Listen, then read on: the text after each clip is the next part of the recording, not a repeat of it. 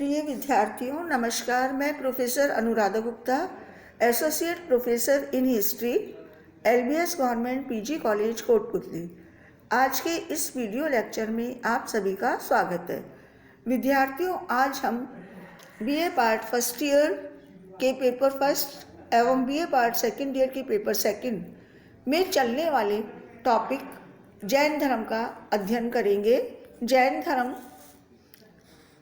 यद्यपि जैन धर्म का उद्भव 6ठी शताब्दी ईस्वी पूर्व में हुआ, लेकिन जैन धर्म 6ठी शताब्दी ईस्वी पूर्व से भी विद्यमान था। हमें ऋग्वेद में जैन धर्म के प्रथम तीर्थंकर ऋषभदेव का नाम मिलता है। जैन धर्म में तीर्थंकर शब्द का जो अभिप्राय है वो यह है कि यह शब्द तीर्थ से बना है, जिसका अर्थ उस माध्यम से है जो मनुष्य को संसार सागर से पार उतारे। जैन धर्म में 24 तीर्थंकरों का उल्लेख आता है। इसके प्रथम तीर्थंकर ऋषभदेव एवं पार्श्वनाथ 23वें तीर्थंकर थे, जबकि महावीर स्वामी अंतिम और 24वें तीर्थंकर थे। महावीर स्वामी का जन्म 540 ईस्वी पूर्व में हुआ था। कुछ विद्वान इनके जन्म का समय 599 ईस्वी पूर्व मानते हैं। महावीर स्वामी वज्जी संघ के ज्ञात्रक क्षत्रियों के छोटे से गणराज्य की राजधानी कुंडग्राम के रहने वाले थे। इनका जन्म कुंडग्राम, जो आधुनिक बिहार राज्य के मुजफ्फरपुर जिला में स्थित है, हुआ था। इनके पिता का नाम वर्धमान था, जो ज्ञात्रक गणराज्य के प्रधान अथवा राजा थे।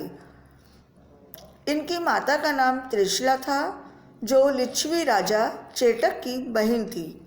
महावीर स्वामी का बचपन का नाम वर्धमान था। महात्मा बुद्ध की भांति वर्धमान के जन्म के समय भी ज्योतिषियों ने यह भविष्यवाणी की थी कि यह बालक बड़ा होकर या तो चक्रवर्ती राजा बनेगा या महान सन्यासी। वर्धमान को सभी प्रकार की राजोचित विद्याएं दी गई। युवा होने पर उनका विवाह यशोदा नामक राजकुमारी से किया गया, जिससे उनकी एक पुत्री हुई। वर्धमान प्रारंभ से ही चिंताशील थे। जब वे 30 वर्ष के हुए तो उनके पिता सिद्धार्थ का देहावसान हो गया और उनके बड़े भाई नंदीवर्धन राजा बने। 30 वर्ष की अवस्था में अपने बड़े भाई नंदीवर्धन से आज्ञा लेकर वर्धमान ने अपना गृह त्याग दिया और सत्य की खोज में निकल पड़े। हमें आचार्य सूत्र से पता चलता है कि उन्होंने प्रारंभ में कठोर साधना, काया क्लेश और तपश्चर्या की, लेकिन उनको ज्ञान नहीं मिला।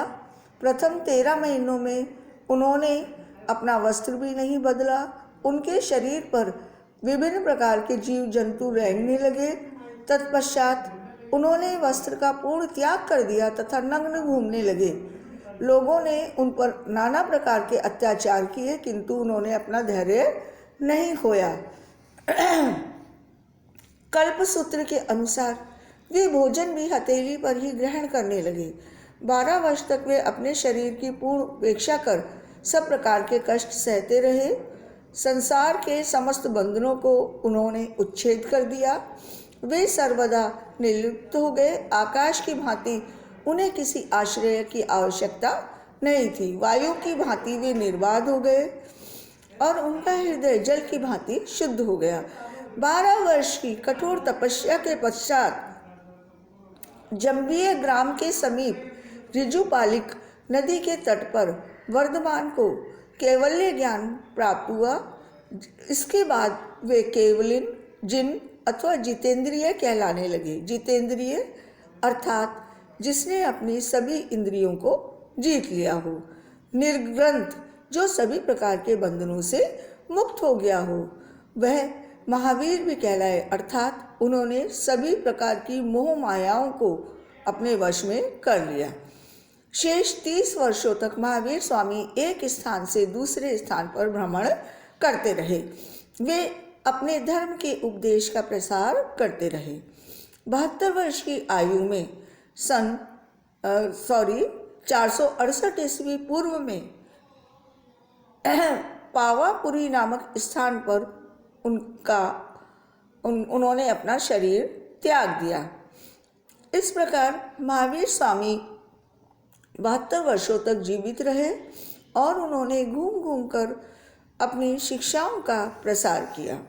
हमें महावीर स्वामी की शिक्षाओं के विषय में जो जानकारी मिलती है वो आगम साहित्य से मिलती है।